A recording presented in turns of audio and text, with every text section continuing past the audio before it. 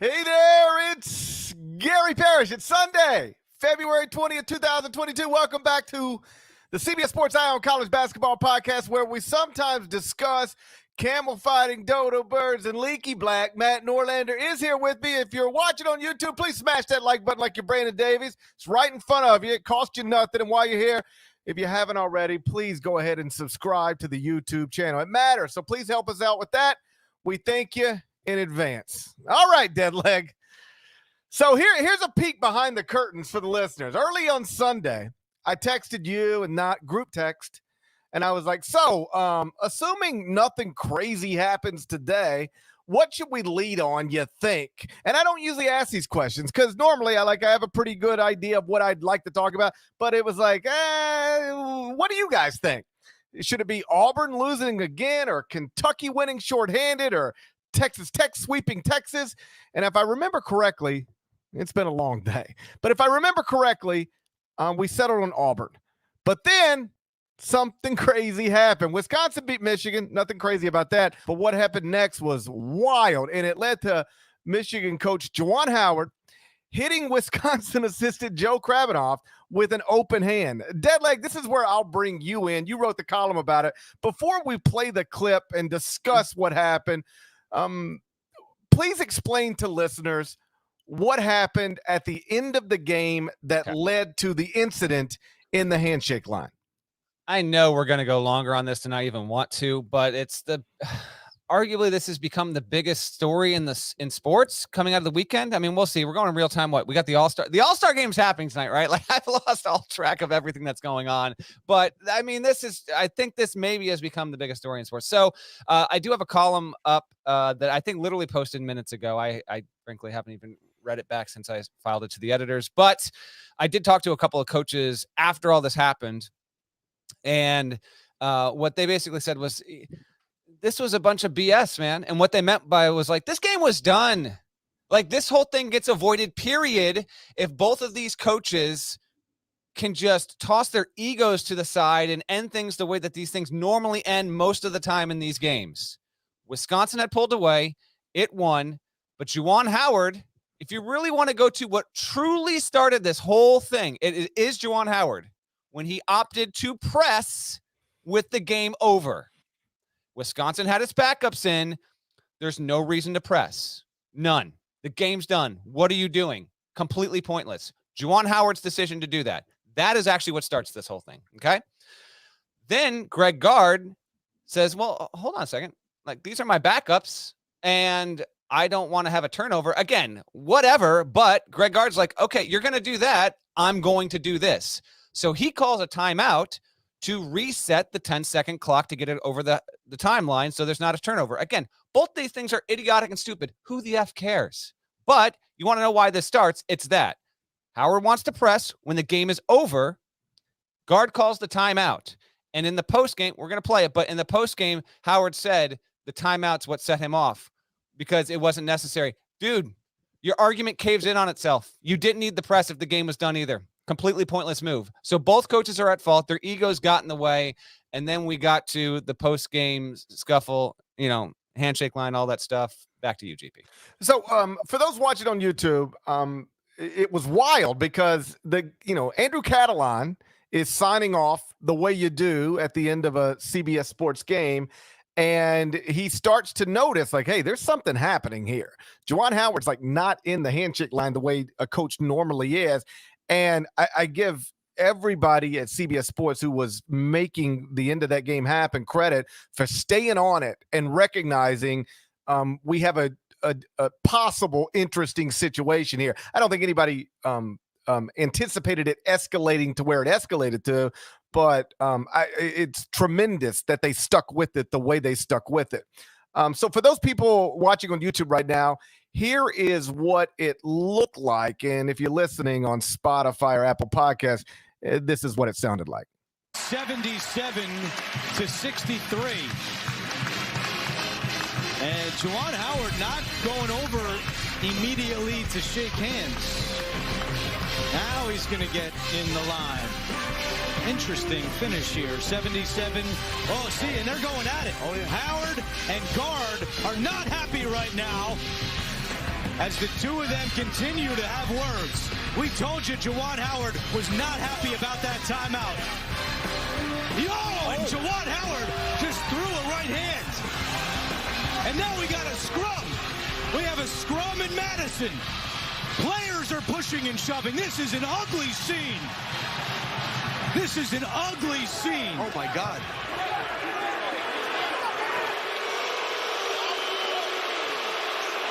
Trying to get separated, and there's no doubt it all stems from the timeout by Greg Gard. Now, that's not an excuse for this, but that is what angered Juwan Howard, and it spilled over into this. And you saw Howard and Greg Gard nose to nose. I knew he was. I wouldn't be happy either, but there's no excuse for this. Absolutely not. Zero excuse. This cannot happen. So that's the way it played out on the CBS Sports broadcast. Obviously, after the game, Juwan Howard and Greg Gard both met with the media. First, we'll play a little bit of what Juwan Howard said after the game. Raising it to a point where it looked like you hit another coach in the face. What kind of happens in between to make that happen? Well, basically, I addressed with the head coach that I will remember that because of that timeout, and for someone to touch me, and I think that was very uncalled for them to touch me as we were verbalizing and communicating with one another. So that's what ended up happening. That's what escalated. And then Greg Gard was also asked about it. Here is what he said after the game. Greg, congratulations on the win. Before we talk about the performance, take us through what happened after the game in your eyes. Well, apparently he didn't like that I called the timeout to reset the 10-second call because we only had 4 seconds to get the ball over half court. And I didn't want to put my backups. I had all my bench guys in the game. I didn't want to put them in that position of scrambling with only 4 seconds. So I took a timeout, and it got us a new 10 seconds and helped them get organized to get the ball in. And he did not like that when he came through the handshake line. So I'll leave it at that, and the tape will show the rest. Well, Coach, you got. So I give both coaches credit.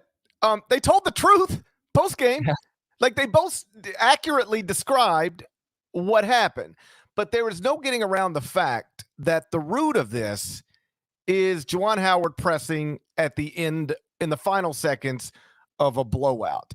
Because, like you, I've had countless coaches, even athletic directors, reach out to me since this happened, via text that I can get on my computer. If you tried to call, I can't answer your phone call right now. We'll get to that later. But text messages have been plentiful. And everybody says, like, listen, either the game's over or it's not. And the coach on the wrong end of a blowout, it's up to him. Either the game's over or it's not. If you want to just let this clock play out, we're happy to let this clock play out. You see it all the time in basketball. Hey, we're done. We're not guarding you anymore. Now you dribble at the clock. Sometimes you'll even see coaches commit a turnover, like let a shot clock, let the shot clock run out and just give the ball back to you rather than take a shot. Now, some other coaches aren't into that anymore because it plays into your computer numbers, and they don't like that. But for the most part, once the team on the wrong end of it says, hey, okay, this is over, then it's over. But if you want to keep playing, we're going to play. That seems to be the prevailing message from coaches I've talked to. And so when Juwan Howard says, yeah, we're down big, we're not coming back and winning this game, but we're going to press your backups and make things hard for them. Well, now, if you're the coach on the other side, it is totally within your right to do whatever you got to do to make this situation better. And Greg felt like he needed to call a timeout in that moment. The timeout set Juwan off, but Juwan pressing is what created the situation where Greg calls the timeout. So that leads to, okay, final buzzer handshake line. And it is true, undeniably, like Greg said, the tape will tell the rest of the story. It is true that Greg did put his hands on Juwan Howard. There's no getting around that. From my perspective, what that looked like to me was after Juwan clearly pulled his mask down and said what he said, which is, I'll remember that shit. Greg stopped him to say, ho, ho, ho. Like, let me explain to you why I called that timeout.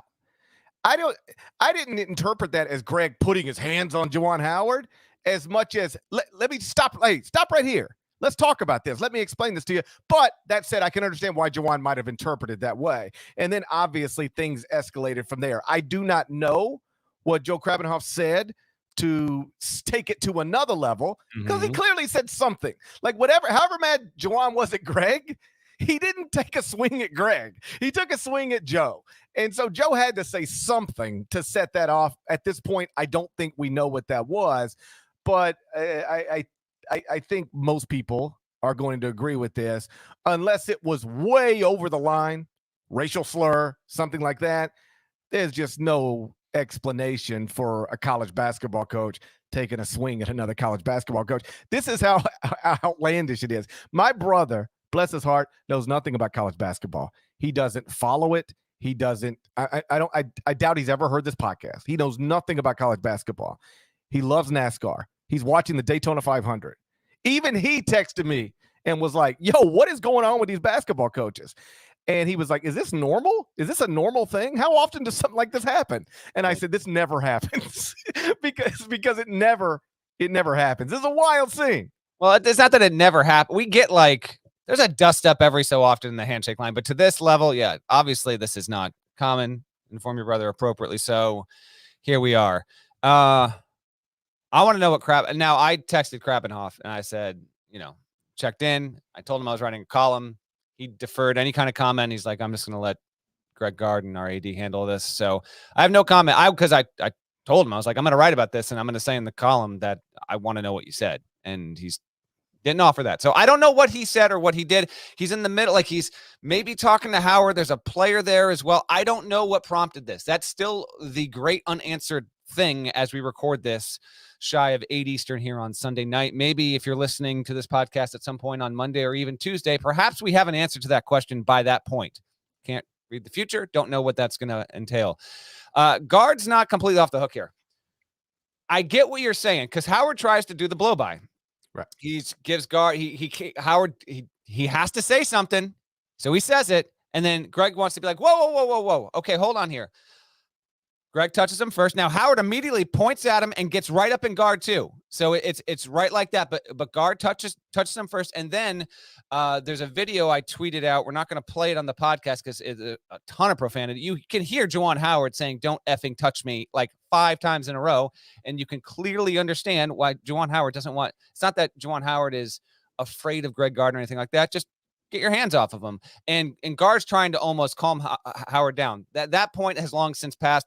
Gard was just as the thing I have an issue with Gard is in his post-game presser, he tried to frame it as though he was calmly trying to explain to Juwan Howard that he was trying to reset the clock. 1, he wasn't calmly trying to do anything. Everyone's seen the video. And 2, that's also not giving Howard enough credit. There was a timeout.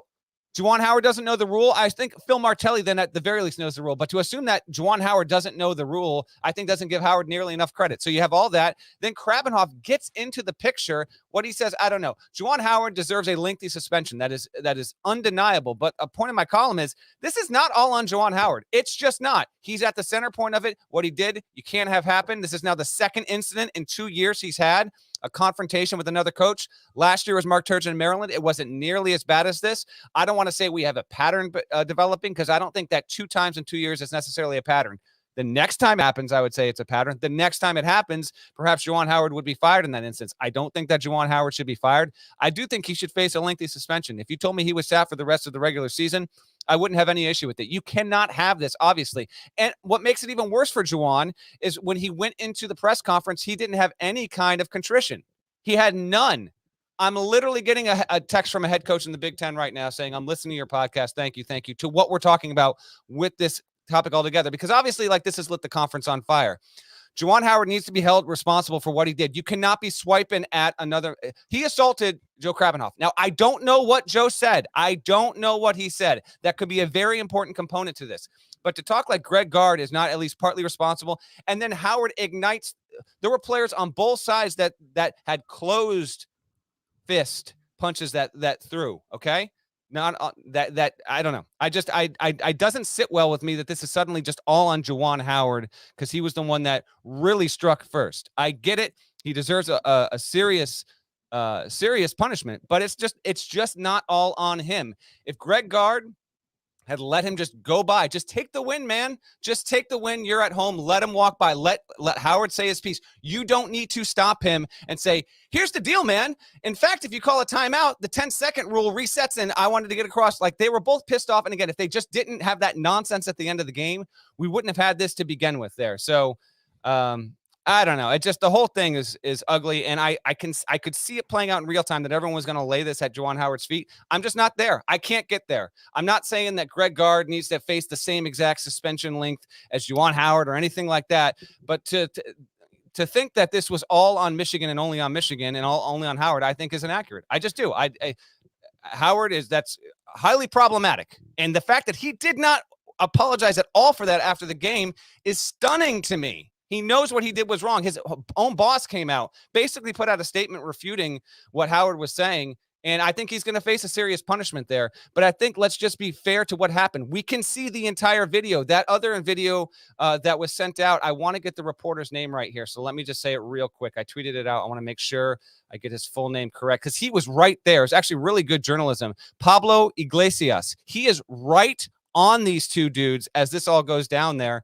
And it's not Gard trying to de-escalate the situation. That's all I'll say. Krabbenhoff makes it even worse. I don't know what he says. Howard's got to be held responsible for his actions. There's no doubt about it. But I don't want to make this purely binary and simplistic because I think it's more than just Howard connecting and throwing an open face mush hand slap, however you want to define it on Krabbenhoff. I heard from one coach tonight who said, and he explained a similar situation he was in this season, in the sense that his team was on the wrong side of a blowout. It's the final seconds. Like, hey, we're not playing it. Let's let this clock run out. And the other team banged home a 3 on him. And he was like, that was unnecessary. Because you're exactly right. When Juwan says the timeout was necessary, the comeback to that is the pressing was unnecessary.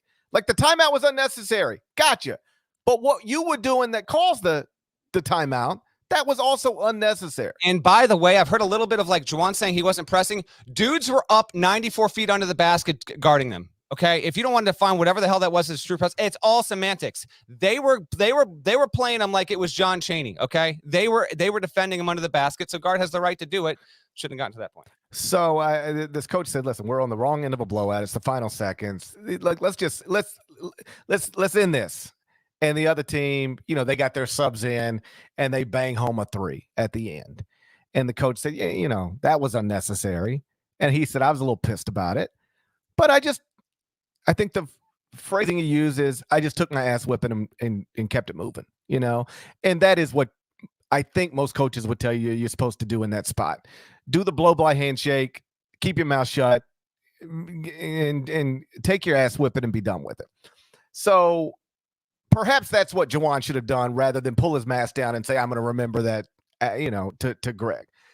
And obviously, I think with the benefit of hindsight, at the very least, Greg should have just kept it moving.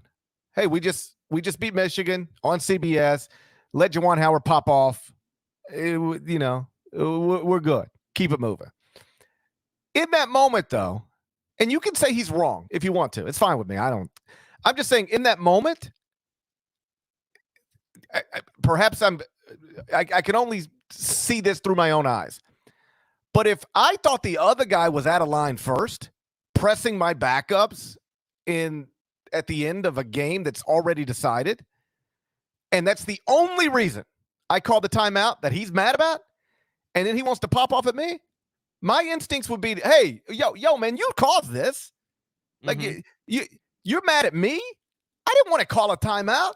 But you're going to press my backups. Now I'm going to call it. Once you're going to keep playing, I'm going to keep playing. And in that spot, the best thing for me to do as a coach to help my players that are on the court is to call that timeout and reset the 10-second clock. Like, you want to pop off at me? You're the one that caused all this. I was happy to let the game be over. But you want to go 94 feet on my guys? Well, now I'm going to do what's best for my guys. With the benefit of hindsight, sure, it would have saved us all We'd be talking about Auburn right now if Greg would have just kept it moving. And we'll get there. Yeah. But when Juwan Howard's going to pop off at me, if I'm Greg Gard in that moment, if he's going to pop off at me, my instincts are to, what?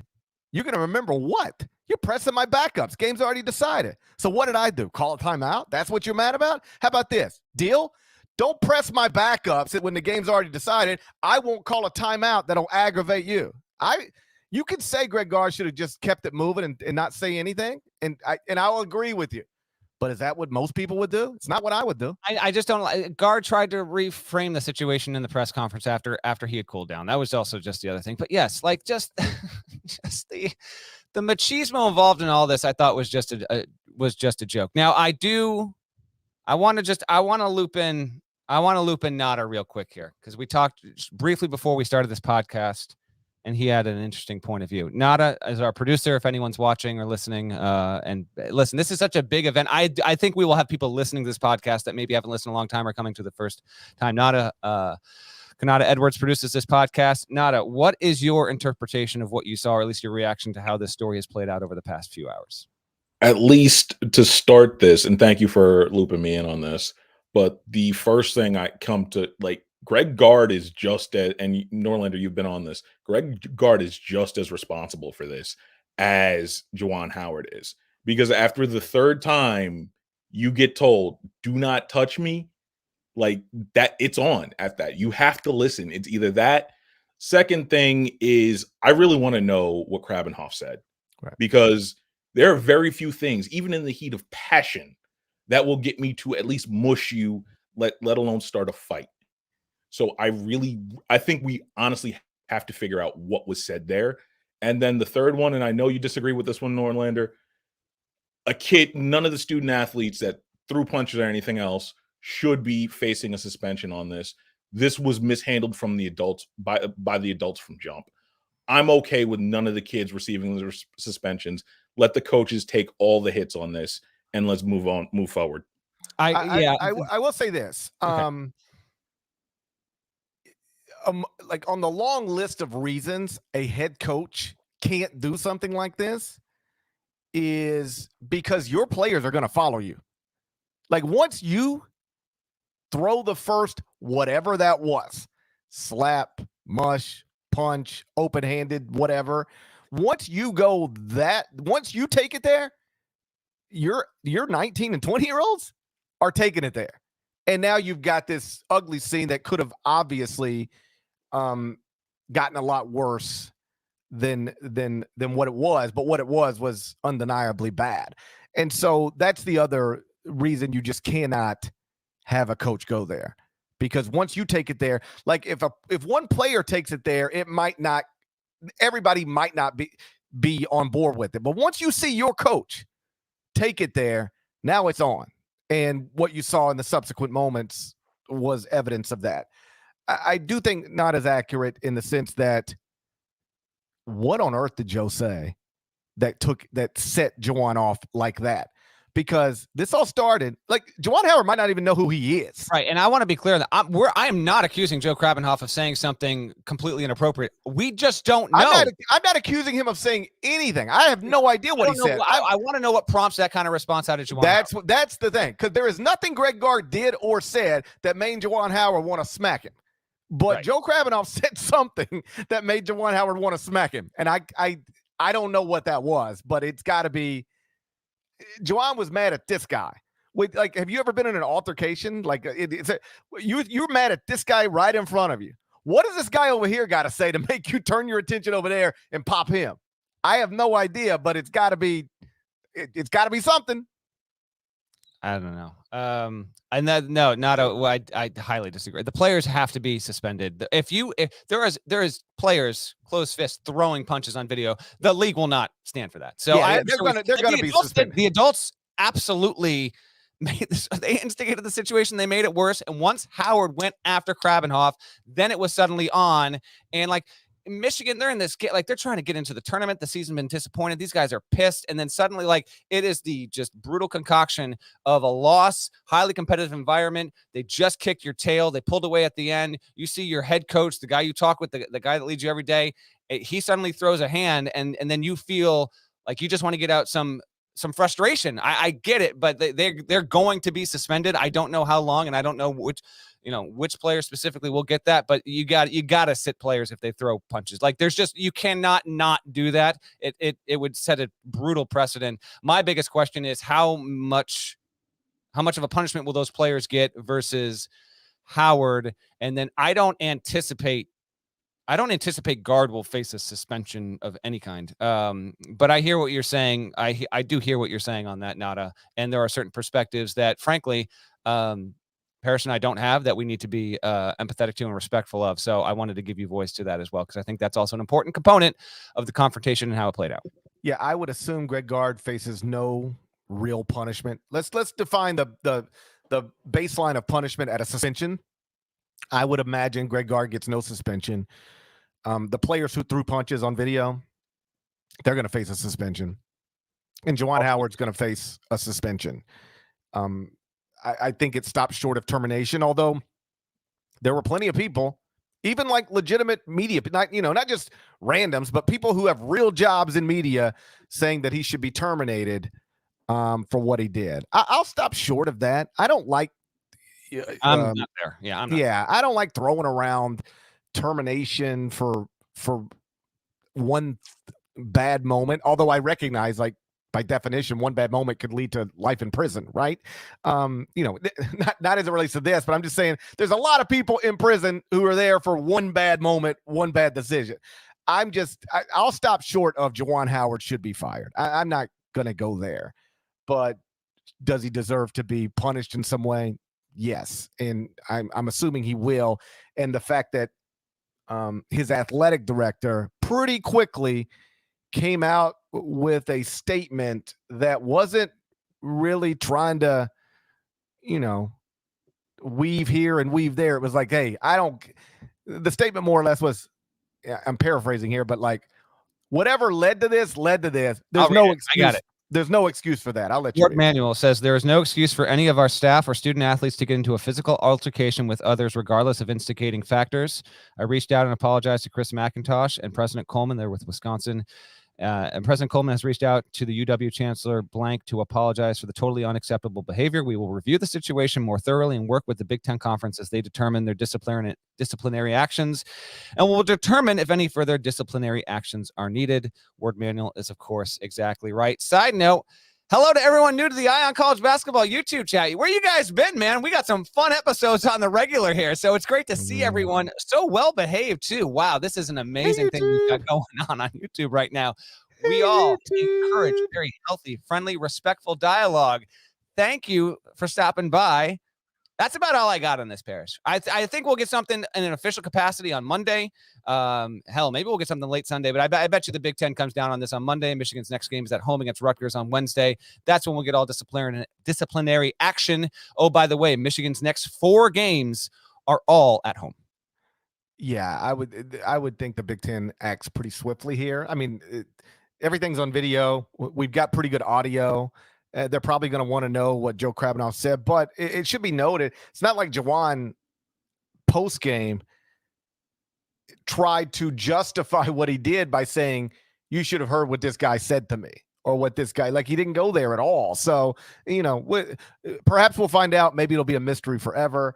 But it seems clear to me, Juwan Howard, whatever the punishments are when they are levied, the most severe is going to be aimed in the direction of Juwan Howard. I'd be shocked if that's not the case.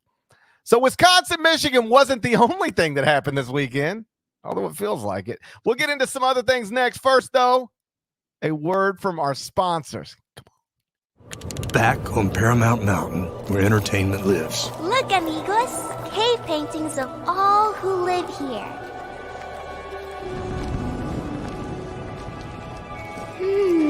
This painting really speaks to me. Peekaboo! Are you ready, kids?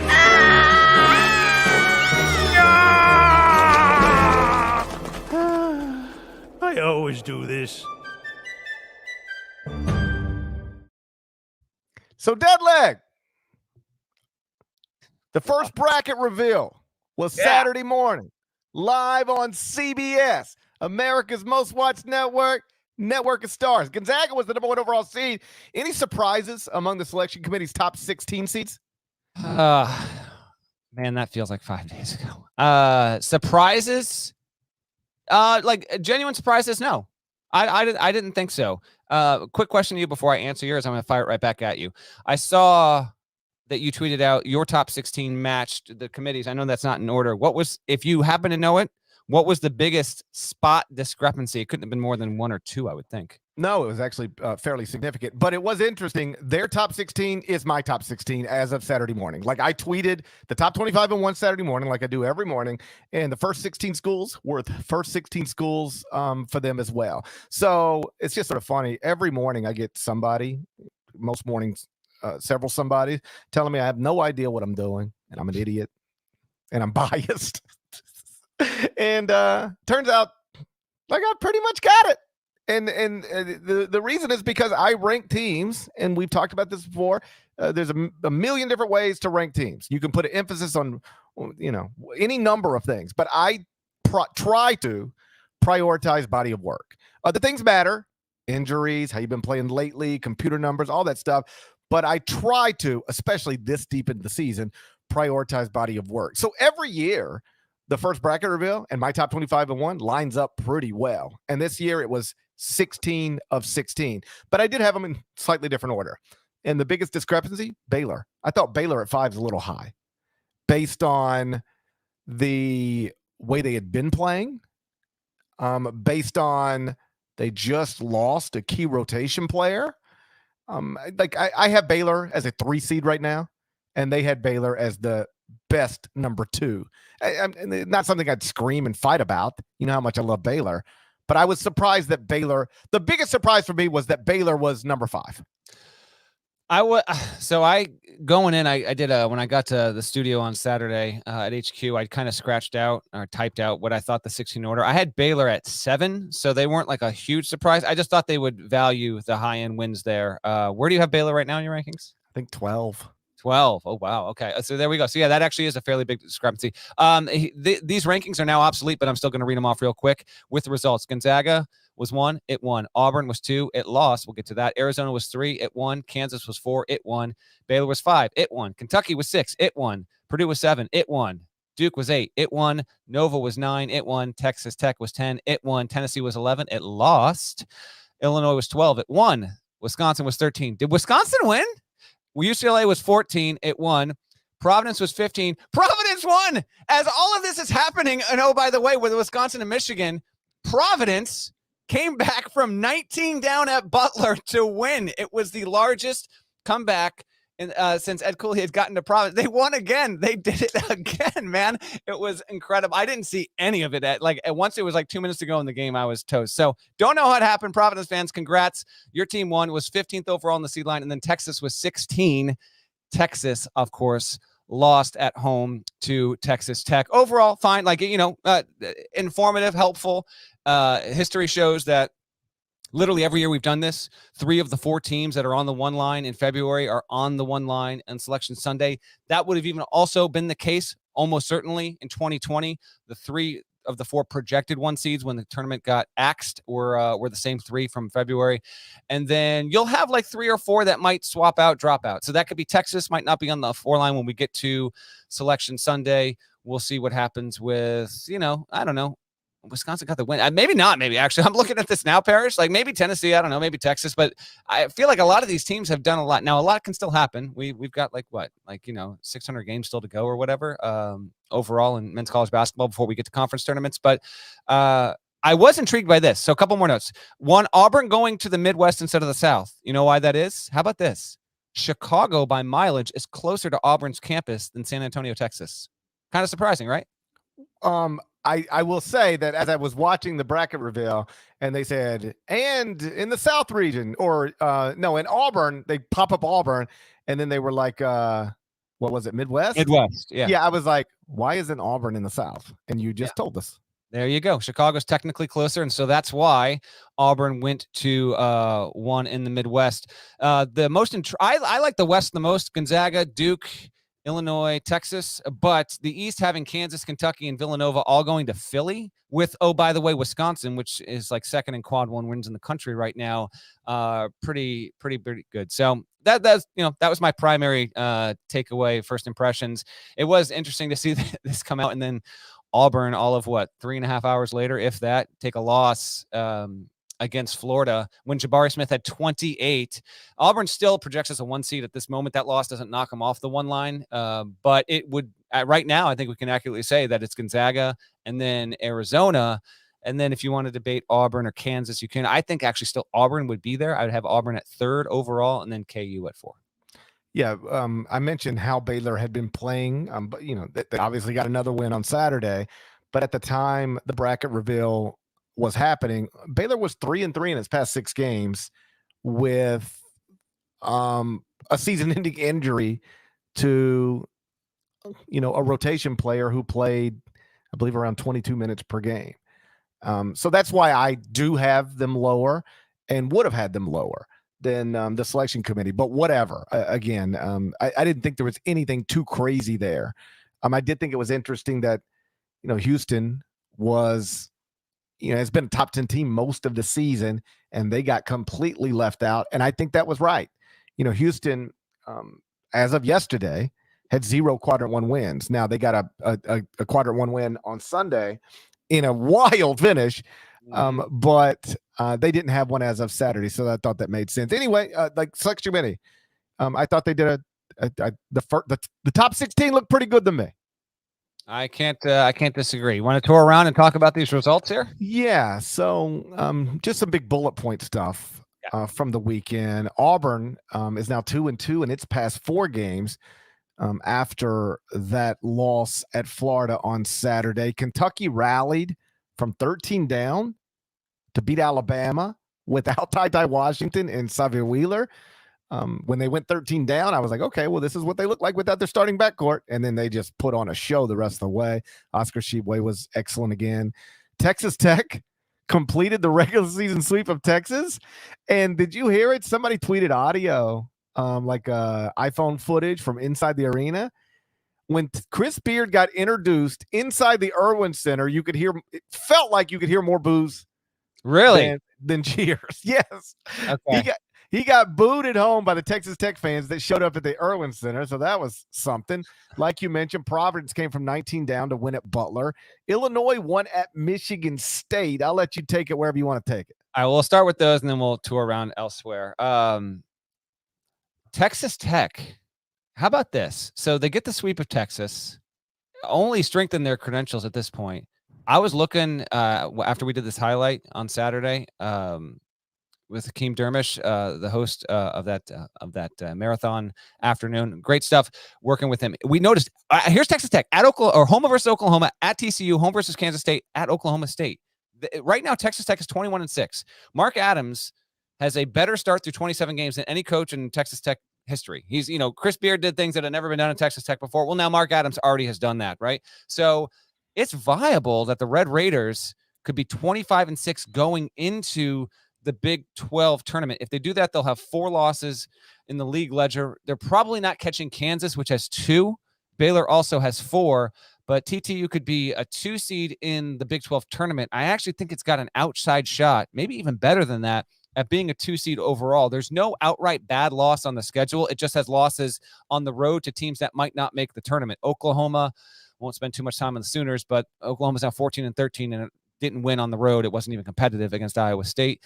And then there's a road loss for Texas Tech against Kansas State. So those aren't teams that don't seem to be going to the NCAA tournament, but they're still quad 1 results. There's no bad loss for Texas Tech overall.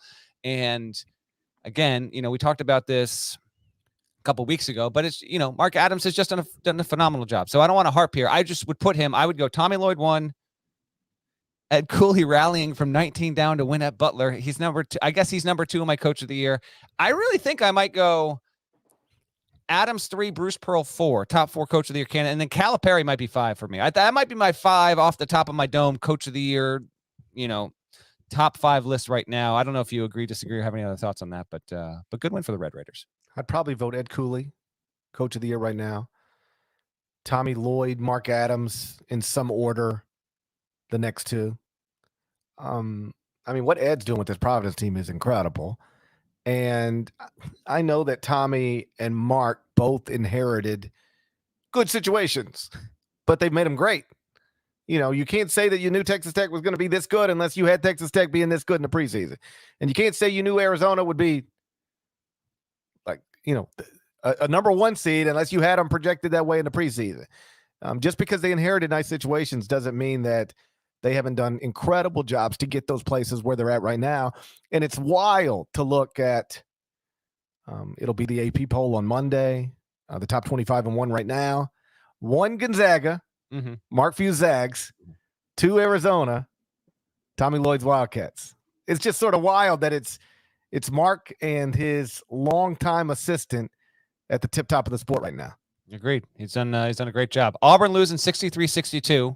Lemon Booty. What was Wendell doing? Hold on. There's a lemon booty situation going all around here because Florida had the game more well in hand, and then it was just trying to give it away. Just give it away. How about the stat of the weekend? Walker Kessler did not have a block in this game. Stunning. Did not have a block. Colin Castleton played damn well. He had 19 points, 8 boards, 3 blocks himself, a pair of steals. They needed him to come up big. Tyree Appleby scored 26, including a huge 3 that they wound up needing there. Auburn takes, it takes a loss. Has not. You heard the stat, right? Like I also tweeted it out. I can't trivia time you here. Like the stat with Auburn's drought at the O-Dome. You're aware of it? Trivia time. Okay, ask it. Let's see if I can get this. Get it within 2 years. It's right if you get it within 2 years. Last time Auburn won at Florida was what year? Last time Auburn won at Florida. Oh boy, I bet it's been a while. Let me preface by saying I have no idea. I didn't hear this. Okay. I'm going to go 2002. 1996. A man named Daniel Werfel was tossing the pigskin for the Gators and the old ball coach winning the Heisman. That's how long ago it's been. That's how long it's been since Auburn won at Florida. That's frankly, it's mind-boggling. And the streak still continues there. Florida, in getting the win, resuscitates its NCAA tournament case. 17-10 now. Just a mammoth win. Florida's got another good one on a neutral over Ohio State. And then elsewhere, there's just not a lot. So this was significant. Gators next have Arkansas on Tuesday night. Win that, and then we'll start talking Florida fans. But I thought that was pretty. Pretty significant. Kentucky winning without its starting backcourt. Well, let's sit on Auburn for a second because you got more. Okay, I didn't know.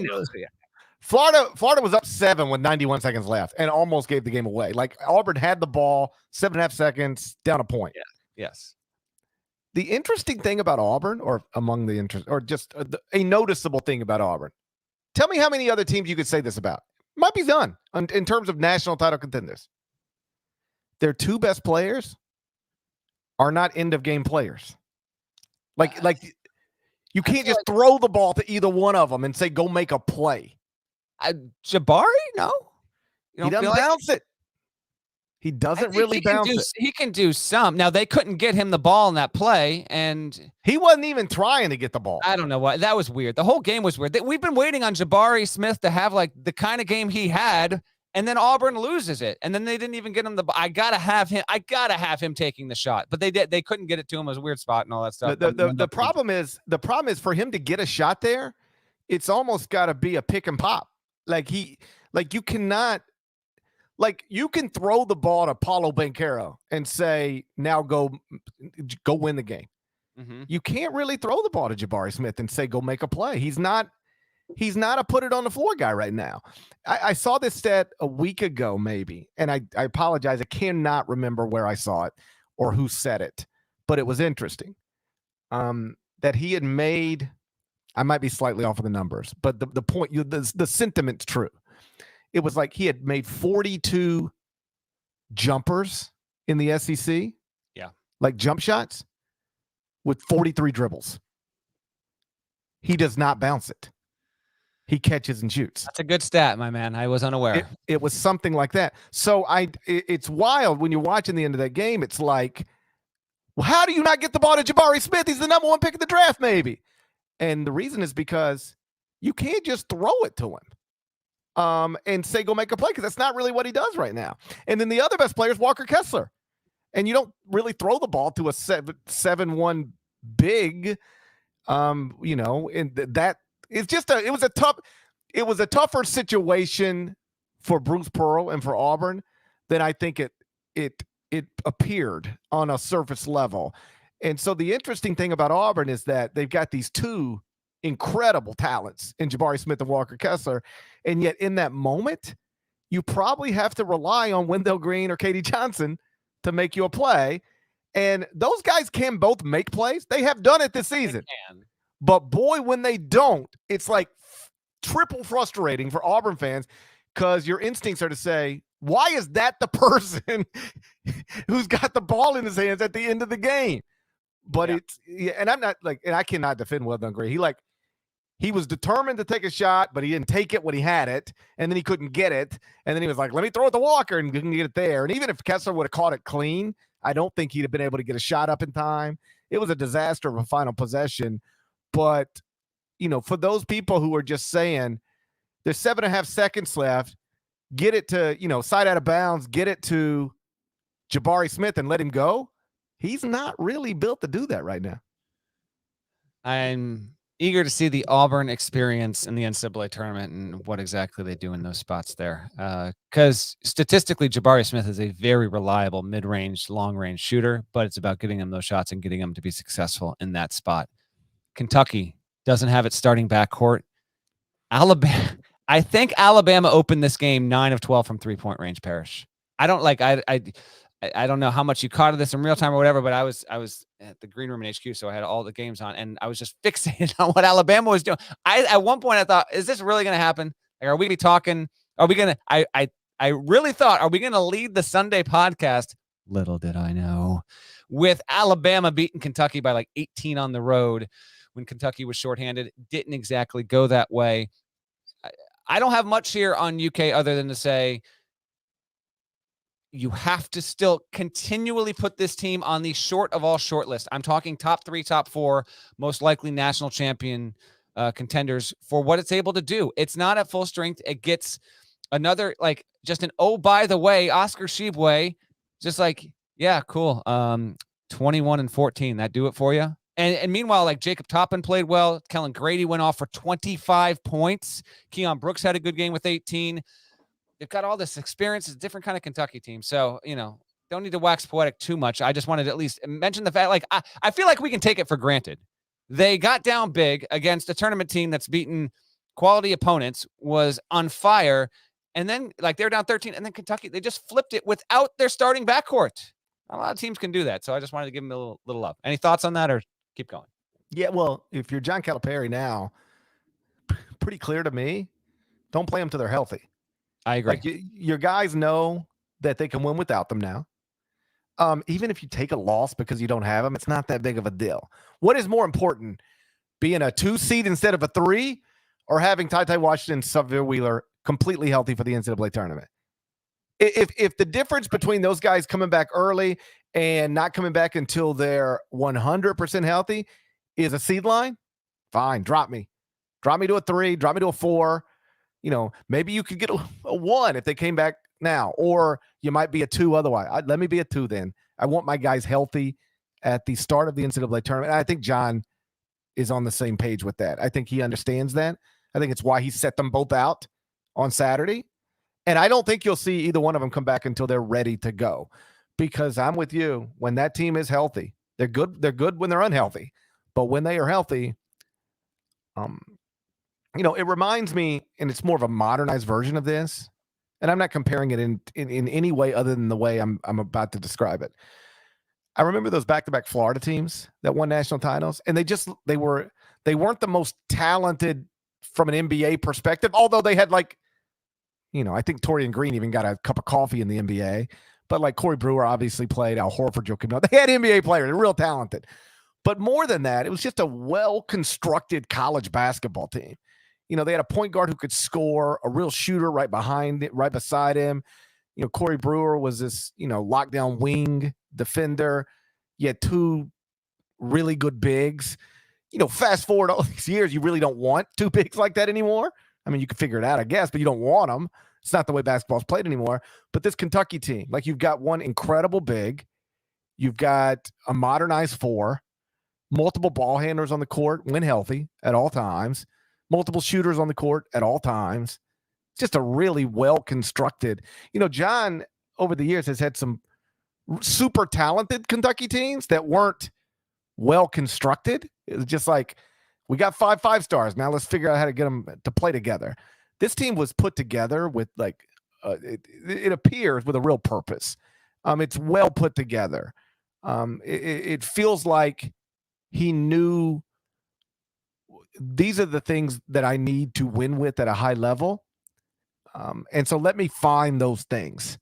Multiple point guards, multiple shooters, an incredible big, and then give him space. Don't play another big with him. Give him space to be what he can be. I like that team a lot. If you told me they were, cutting down nets in New Orleans, it would not be a surprise. Agreed. Let's tour around here. Iowa gets its first quad 1 win, 75-62 over Ohio State. Keegan Murray goes for 24. E.J. Liddell only had 15. Impressive win, like wire-to-wire win on the road. Big one for Iowa there. Are they in your rankings or no? Iowa? Yeah.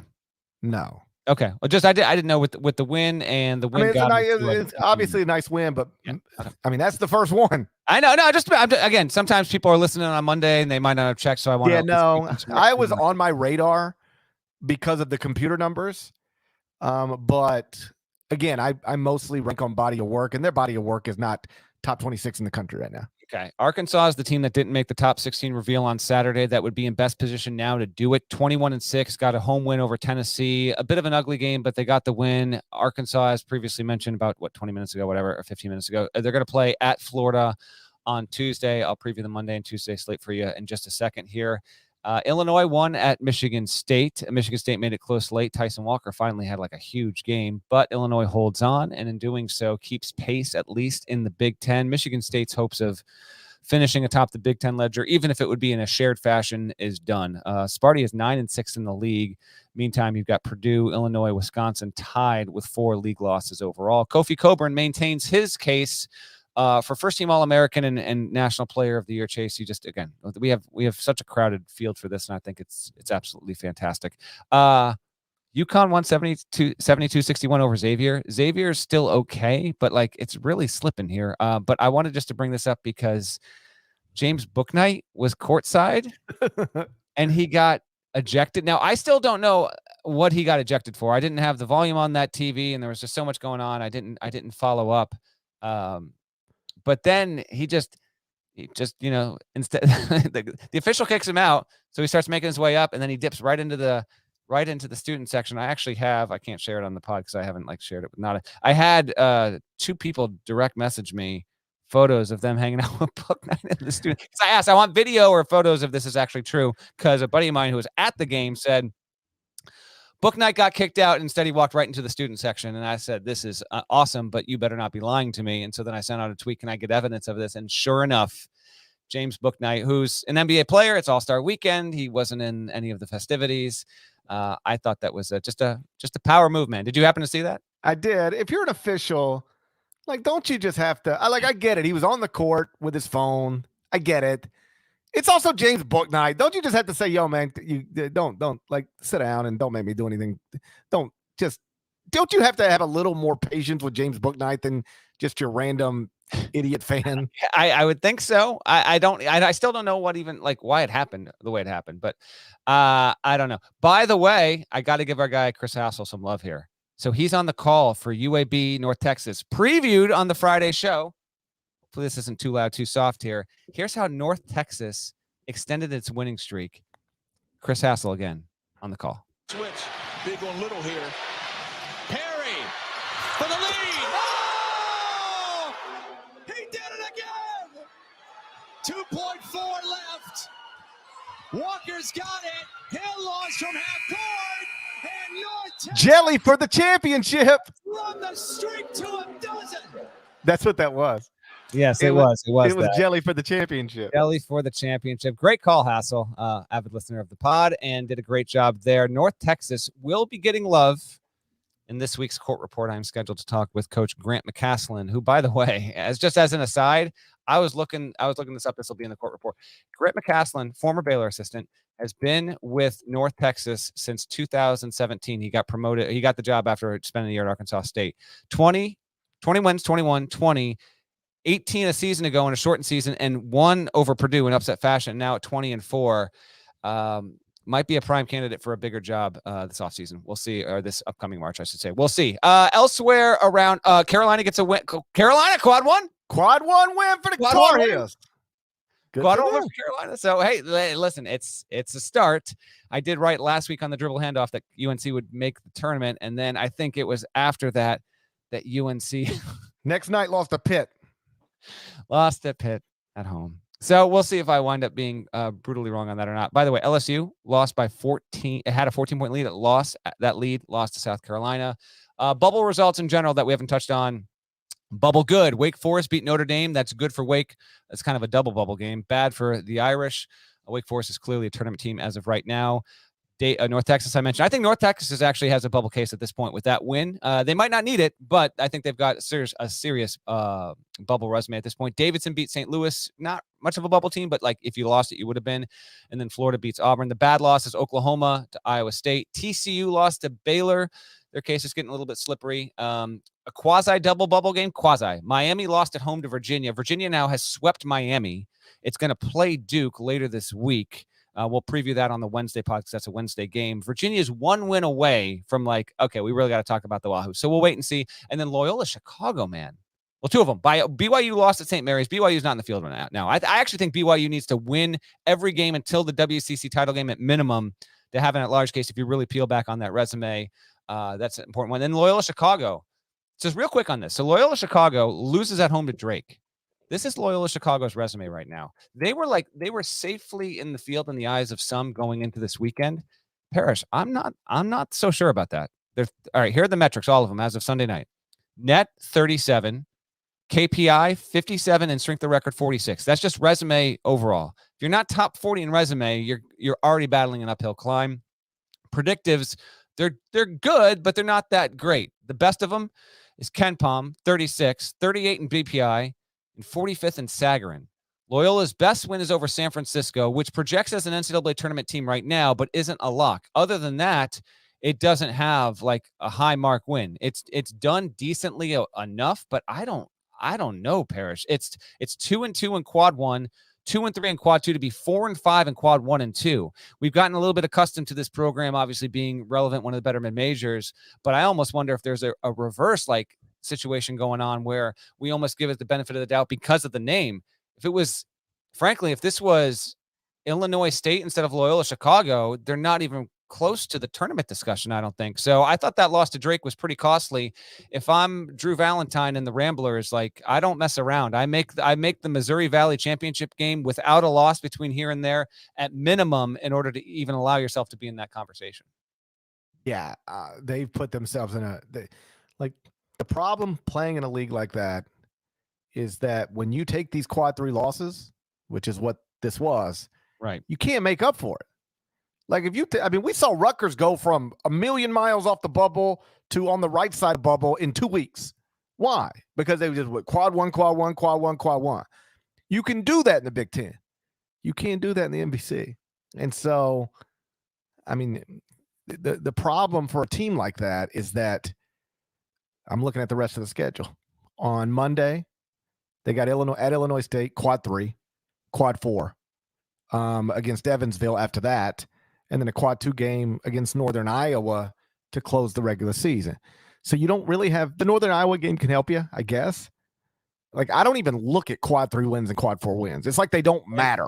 Yeah, you just can't lose the game. You can't lose them. They don't matter. They literally don't matter. In terms of if you're building a resume, they have no value. None. Yeah, right. I don't even look at them. If you ask me right now, how many quad 3 wins I have no idea. I don't even look at them. The only time quad 3 and quad 4 games matter to your resume is if they're losses. And so when you take one, you got to be able to make up for it. And when you're in a league like this, there's not really great places to make up for it. I would advise them not to lose again. I agree. I think BYU and Loyola Chicago were the two teams that lost on Saturday who I would advise not to lose again. And if you lose again, it better be the last game possible to even make it a chance, and that's in your conference championship games. One other thing from Saturday, I put Darius McGee on the one of the college all-star teams that we did for a little fun exercise. If you haven't listened, go back and listen. He promptly dropped 39 against Stetson, so certainly living up to the billing there. And then on Sunday, SMU rolled Memphis Tigers. We're done. Creighton won over Marquette 83-82. Blue Jays, like, they're there. They're kind of getting there, man. They've won 5 starters. Yes, and now they've won 5 in a row. They're introducing themselves to the conversation. That's all. Like, Marquette's kind of sliding right now. Lost 4 of its past 6, and one of those wins was at home against Georgetown. Creighton, I don't know how many the Big East is getting, Parrish. We'll probably get into that as we get closer to March. But it went under the radar because everything did on Sunday, but with what we saw happen there. But between that and then you mentioned the Houston game, just a couple of intriguing results. Houston getting that awesome double overtime win in dramatic fashion, I thought was pretty good. All right. You want to tell us what we got to look forward to on Monday, Tuesday? Indeed. So Monday is mostly slow. You've got Baylor at Oklahoma State at 9:00. You've got Indiana at Ohio State, which is at 7 on FS1. That's the best game to keep an eye out for. UNC is at home against Louisville, so it's one of those, like, don't give us a reason to talk about you, Carolina. Just go win at home as you're supposed to do. Get the win, because a loss is obviously highly damaging. But otherwise, the game to watch is Indiana at Ohio State. Indiana's both these teams are actually kind of licking their wounds a bit right now. And then on Tuesday, and oh, by the way, before we get out of here, Parrish is gonna. I don't know the story either. I'm eager to hear why the hell your phone is in New Jersey right now. On Tuesday, Villanova plays at UConn at 8:00, but you've also, before that at 7, you've got Arkansas against Florida, which is pretty intriguing. San Diego State, Boise State at 9:00 on CBS Sports Network. Parrish will be in studio for CBS Sports Network. San Diego State also got a good bubble win over the weekend against Fresno State. It's won 5 in a row. That's good for the Mountain West. That's a very good Mountain West game. Again, that's on CBS Sports Network Tuesday at 9:00. And then you've got Michigan State going against Iowa. That's a 7:00 tip there.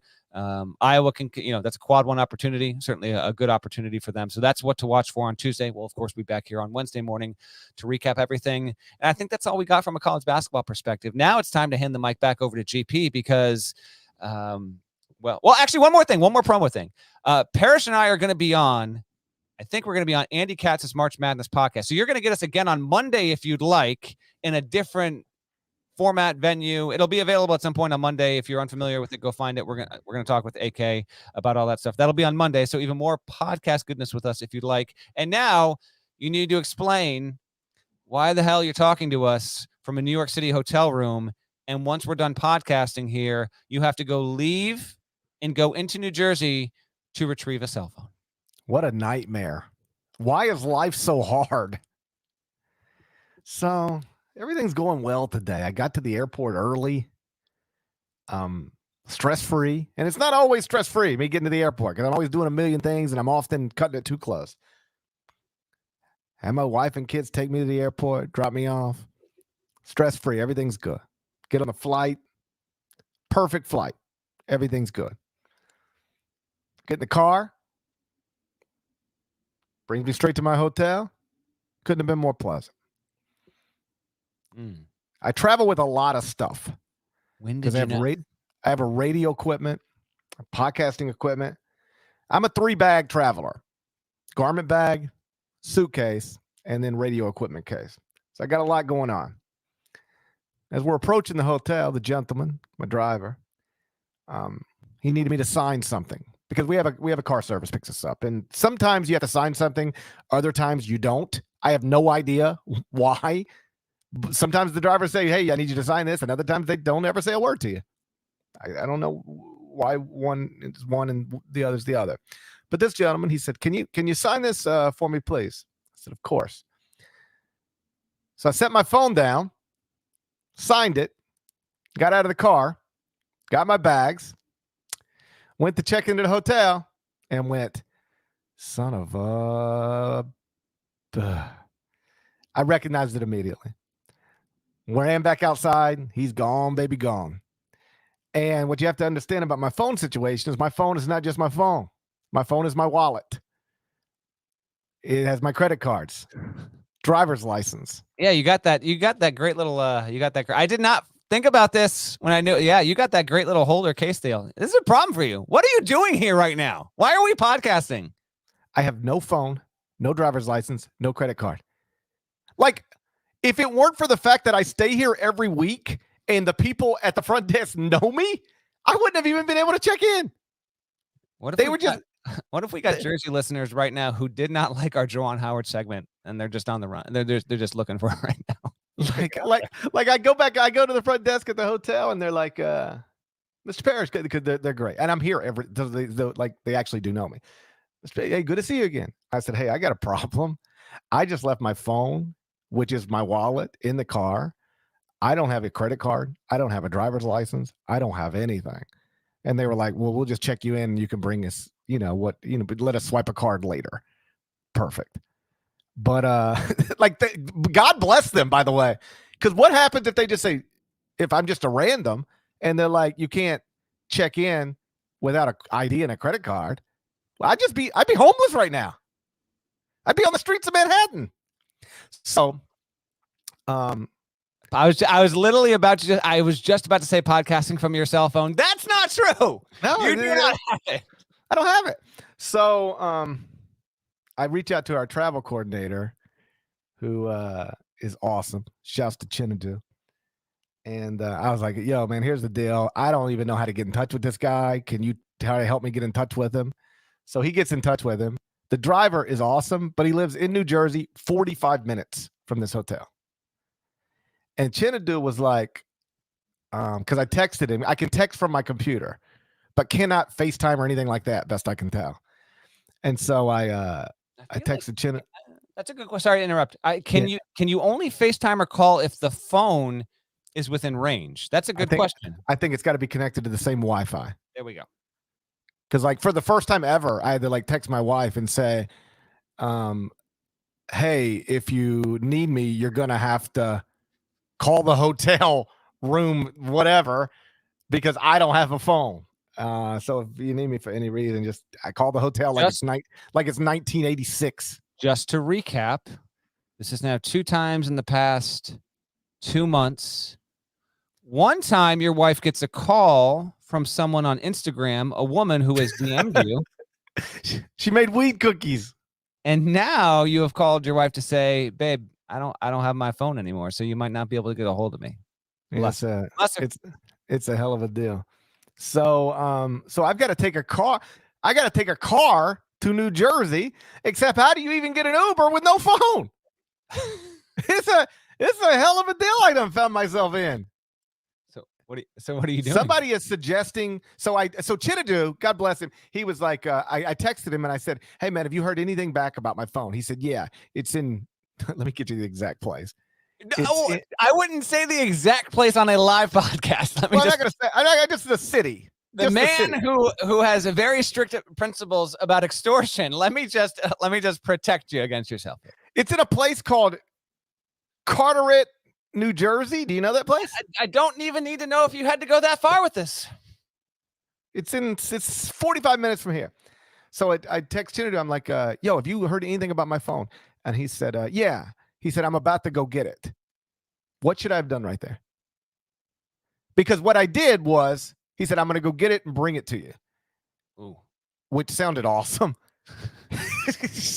But then I was like, this is this dude's day off. Yeah, it's not his problem. It's not. That's what I told him. I said, man, this is not the way you're going to spend your day off, going and fetching my phone. You do that, you're buying him a $500 gift certificate to like a super nice steakhouse kind of deal. That's the trade-off if he does it. That's what you got to do. Okay, well, I told him no. I said, I don't want you spending your Sunday going and getting my phone because I'm an idiot. I'll go handle this. And then I Google mapped it and I'm like, God damn, 45 minutes to like it's about to be 9 o'clock at night. I got a million things to do. So somebody in the comments here just suggested I text the driver. He's a driver, probably coming back into Manhattan tomorrow, right? You're text not him living like that. Text him and pay him to bring me my phone tomorrow at some point. You can. That's another option. Do you have I the, can spend do you have 2 the hours. driver's number, or are you texting your own phone hoping the driver reads the text message saying, No, hey, no, this I've is got the next driver's minute? number. I got the Chinadu guy fetched the driver's number. I okay. got the driver's number. I've been texting with the driver tonight. I told him, I was like, I can't be there till about 9:45 tonight. Is that too late? He was like, no, it's fine. Is it in my best interest to save 2 hours of real time tonight, Mm-hmm. watch the All-Star game, watch Euphoria, shouts to Sydney Sweeney, and pay the driver tomorrow to bring it to me? What do I need my phone for tonight? Famous last words, right? I mean, I'm not going anywhere. I think I'm on to something here. All I right. think I If he's paid a gonna guy do it, again, though, you have to pay the driver. I mean, we're talking. So you're saying he brings it in tomorrow when he's already going to be driving into the city anyway? I'm assuming he We're works assuming. for a car service. He's got to be coming back to Manhattan tomorrow. It's his job. Keep in mind, Uber there, Uber back is probably going to be $150 total. Something You're like that. paying this driver minimum $250 to bring you your phone, though. Minimum. That's what you should be doing. Minimum. I think you pay the driver. Yeah. Oh, you pay the pay the driver. But I'm talking minimum $250. $250? I probably go at least. I probably go at least $3. He's already in Manhattan. No. He's retrieving your phone. You're paying him minimum $250. Go $3. Yeah. Or you go get it tonight, and you still got to do something for this guy. It's not just your phone, your wallet. There is no denying I'm going to pay him, and pay him well. But is $250 really what it costs to get this done? If it is, it is. It's fine. Yeah, I think so. Yeah, I think so. Yeah. I'd be interested in what people in the comments think. If $250 is right. If it is, it is. Nada says $250 is a bargain. A bargain. I'm telling you. He has my, let me tell you everything he has right now. He has my license, my CBS ID, my American Express card, my debit card, my Marriott card. I'm not going. And my actual phone. I'm not going tonight with all that. I can't. That's me. But if you can, more power to you. I mean, it's already 9. It's about to be 9:00 at night. I can text, so I can communicate with people through my computer. And if I'm going to have it back at noon tomorrow anyway, what's the difference? All right. Yeah, I ain't going to New Jersey tonight. That's okay. That's then it's been decided. I hope this better have a happy ending.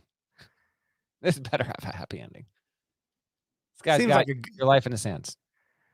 What a mess. What a mess I find myself in.